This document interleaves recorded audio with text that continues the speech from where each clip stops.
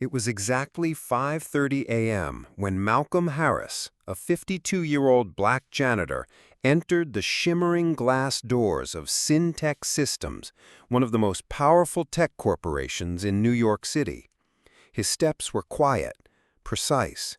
In his navy blue uniform and worn-out sneakers, he walked through the marble lobby carrying a mop, a bucket, and a heart full of silent strength. To most people, Malcolm was invisible, but he didn't mind. At least, not anymore. After losing his wife to cancer a few years back, Malcolm poured all of his time into work and raising his daughter Jasmine, now in college. Everything he did was for her. And every day, before the sun came up, he was already inside Syntec, making sure the place shined before anyone important even arrived. But what they didn't know was that Malcolm wasn't just sweeping floors. He was also studying, quietly, methodically, every night after work, every break in the janitor's closet. He had taught himself programming through free online courses, studied systems, practiced coding on an old second-hand laptop. In another life, he might have been a software engineer. But in this one, he mopped the floors of millionaires. Still, he understood machines better than most of the people working in that building. On this particular morning, as he finished polishing the glass doors of the 31st floor, the executive wing, he overheard Logan Barrett, Syntec's arrogant CEO, yelling on the phone, "If the system crashes today, I swear someone's getting fired. No excuses." Malcolm paused for a second and looked up. He had cleaned Logan's office for years. The man had never once said hello. Later that morning, Malcolm headed to the server room on sublevel 2, a place few people even knew existed. He had special access to clean the sensitive areas of the building. The hum of the machines, the blinking lights, it was comforting to him.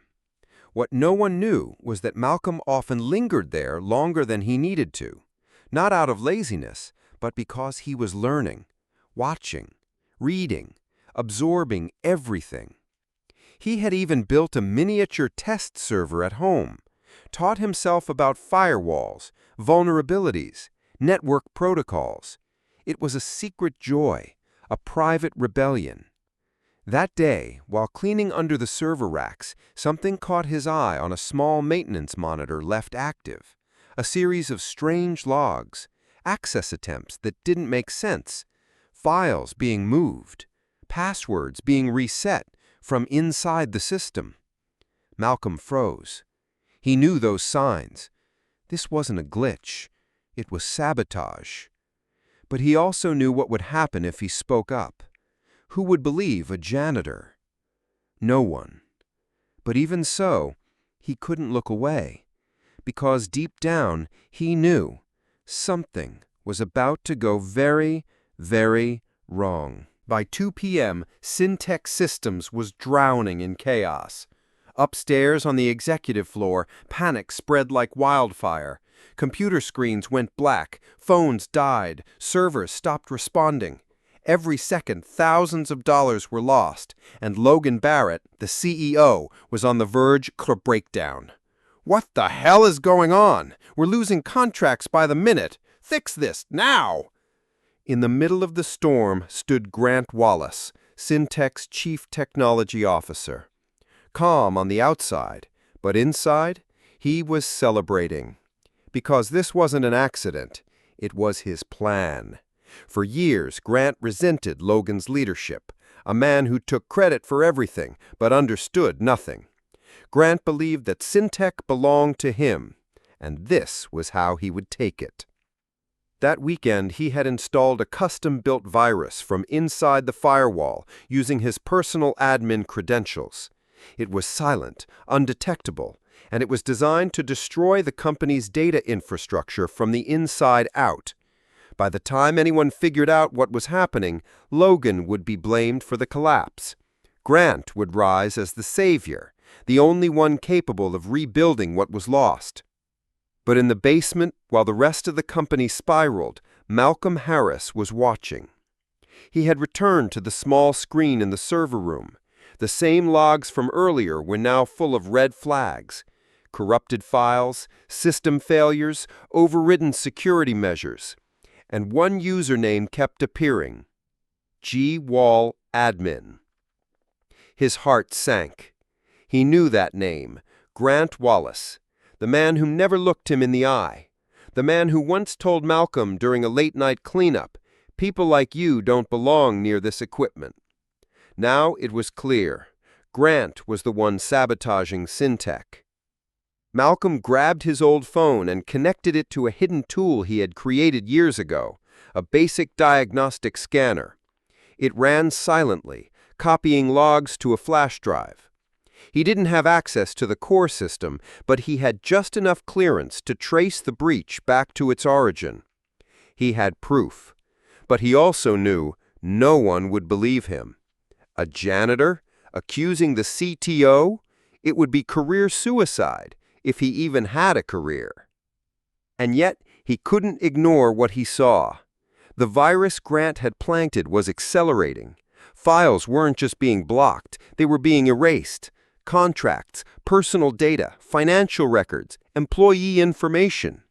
Malcolm looked at the blinking servers, the blinking warnings. He could feel it in his gut. If I don't act now, there won't be anything left to save. And so, while the experts upstairs fumbled and Grant played the role of panicked hero, Malcolm pulled out his notebook. He turned to a page filled with scribbled code, his own antivirus script. Unpolished, unfinished, but it was something only he could understand.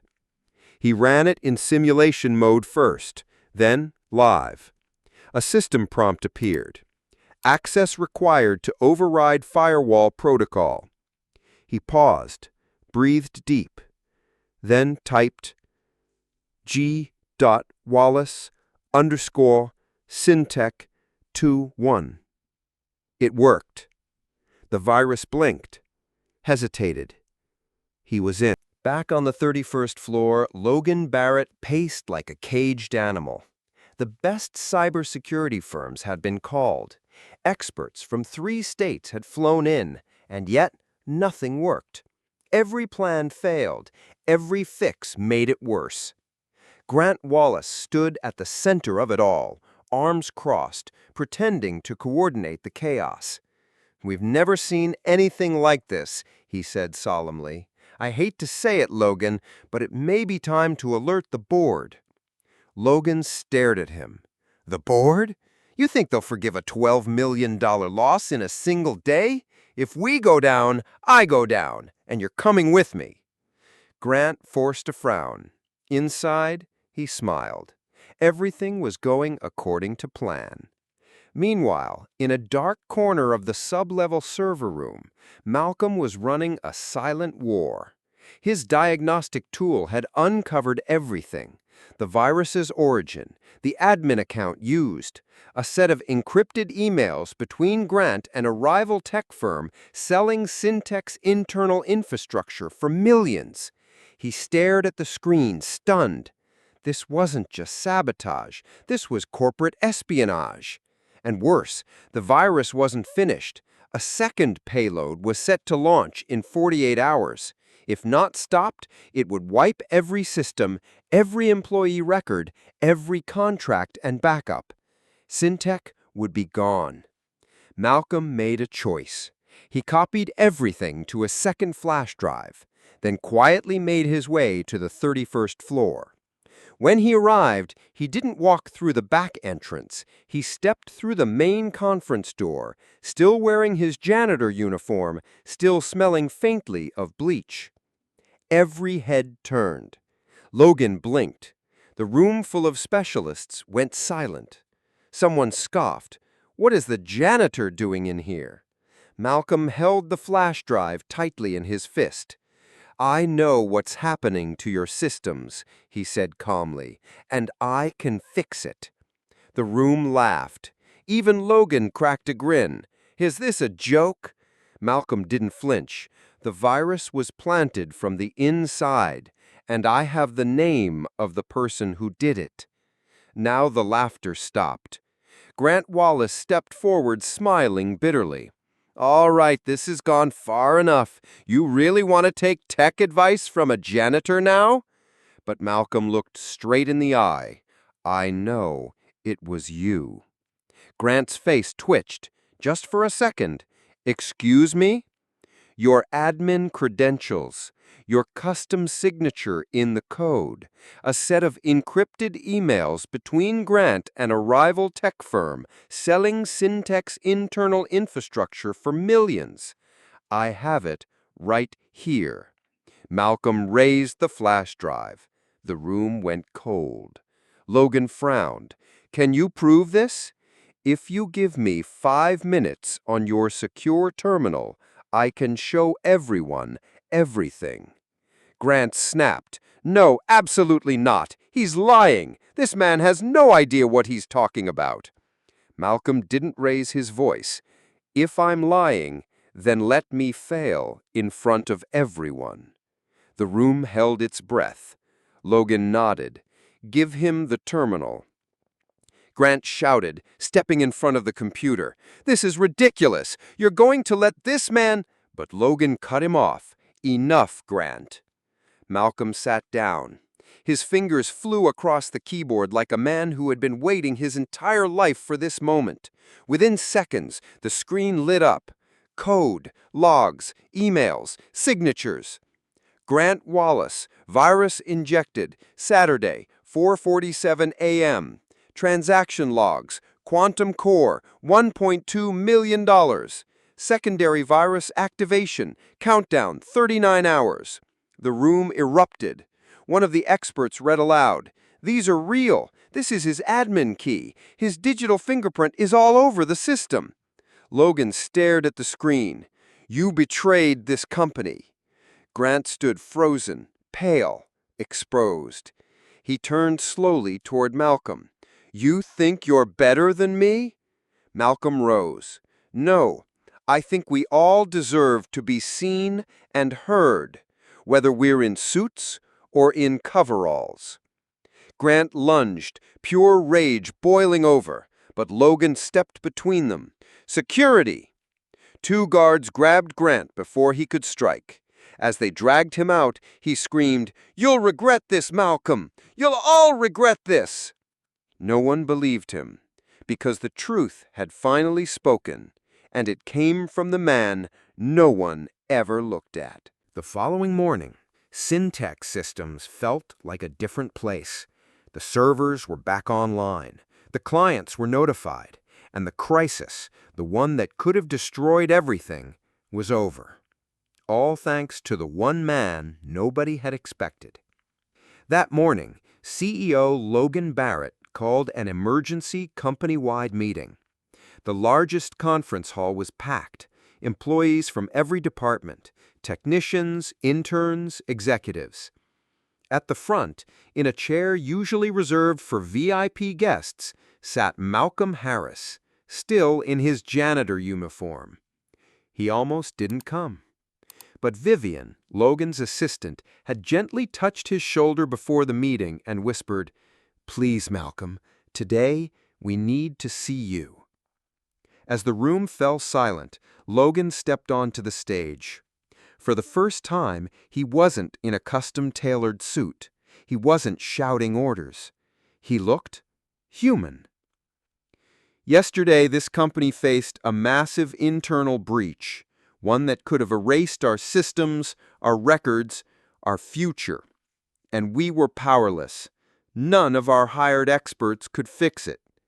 He paused, looked at Malcolm. "But someone did." The entire room turned. Some employees gasped softly.